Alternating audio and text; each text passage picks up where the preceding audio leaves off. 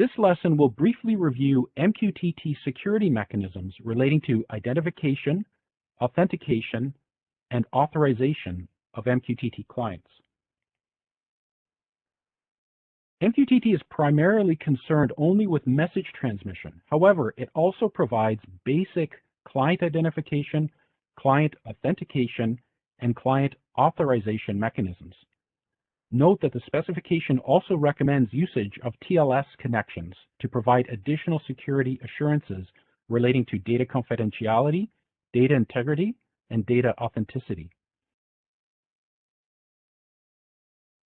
So as I mentioned, we're talking about MQTT security here, and just the last comment was the TLS security protocol will be covered in more detail in a separate training.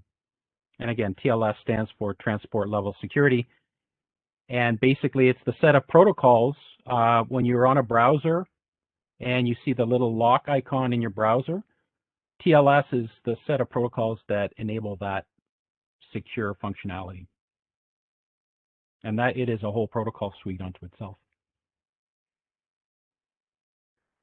Identification, authentication, and authorization are vital connection requirements for any secure systems. These terms are often confused with each other. Identification refers to a claim to be something or someone. For MQTT, the connect message has a username parameter. Authentication refers to the act of proving an identity claim.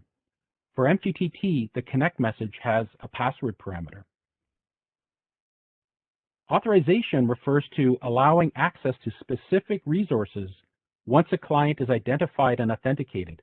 The MQTT server can be configured to restrict access to topics by username, client ID, IP address, or authentication outcome. The public Mosquito broker we are using in this class is not configured to implement any of these mechanisms. However, the Adafruit IO broker implements identification and authentication mechanisms using the username and password parameters.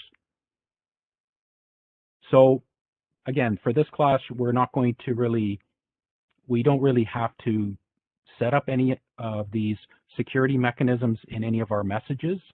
But when we start to use the Adafruit IO broker in the next class, their broker does use the username and password parameter, and we'll cover that when we need to.